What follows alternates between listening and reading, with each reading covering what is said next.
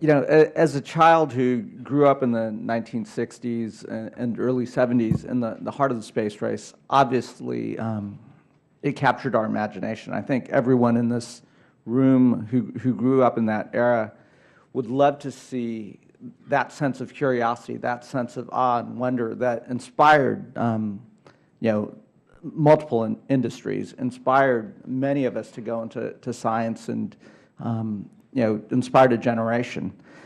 The challenge I have right now is, you know, in my 1 year in Congress, and I'll ask the members on the panel, could you in a sentence clearly define what NASA's mission is today, what we're trying to accomplish in a way that, you know, President Kennedy clearly defined what we were aspiring to within a specific time frame and so forth. And, you know, as a member of the Space Committee, I think I have a hard time. So I'd ask you what our mission is today, the one that inspires folks, that's clearly been articulated to the public. The commercial satellite industry is a little bit adjacent to NASA, so I'm going to yield to my colleagues on the panel. Sir, it's outside my area of expertise, but I do get asked that regularly, and my answer is not changed. America deserves, expects, and demands a forward-leaning, well-funded, laser-focused national space agency focused on the big jobs, the big deals. Where the commercial industry should fill gaps, we should fill the gaps, and we should be allowed to fill those gaps in earnest, and it's private enterprise. But we deserve, expect, and demand a forward-leaning, well-funded, laser-focused national space agency. Mr. Tito.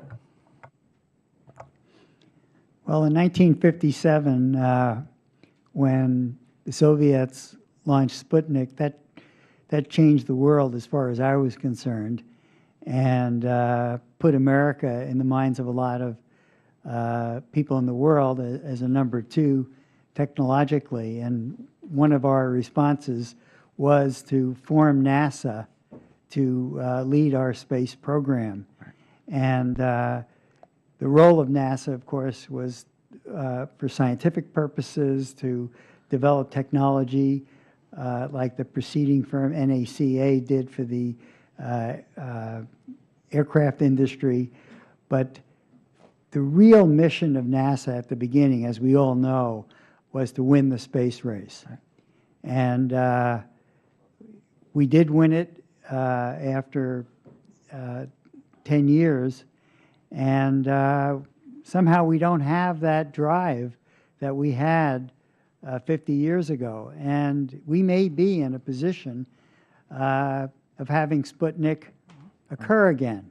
So Sputnik will be a flight to Mars by either China or Russia. Well, would it be reasonable then to push the administration as well as the NASA administrator to perhaps define manned space travel, human space travel to Mars within a certain time frame as a mission that the public can grasp, that then within that context we could look at, well, what's the role of the private sector and commercial space travel to help us get there, as well as what's the role of the federal sector in terms of NASA and the funds that we would have to appropriate.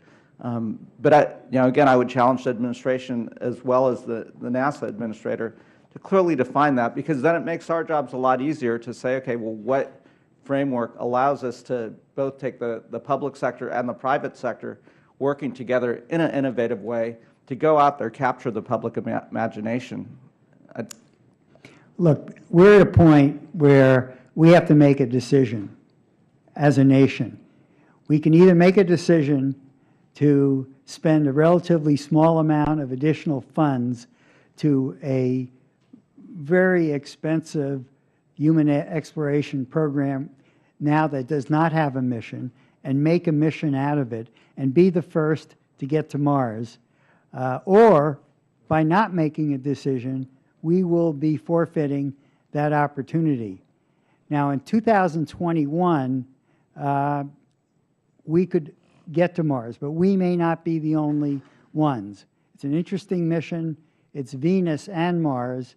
And of course, we're proposing a man and a woman. That would make a very interesting combination. But I think we have to really look at this opportunity very seriously and decide one way or another as to whether the United States should pass on it or act on it. Great. I think that's a great place to end. I'll yield back.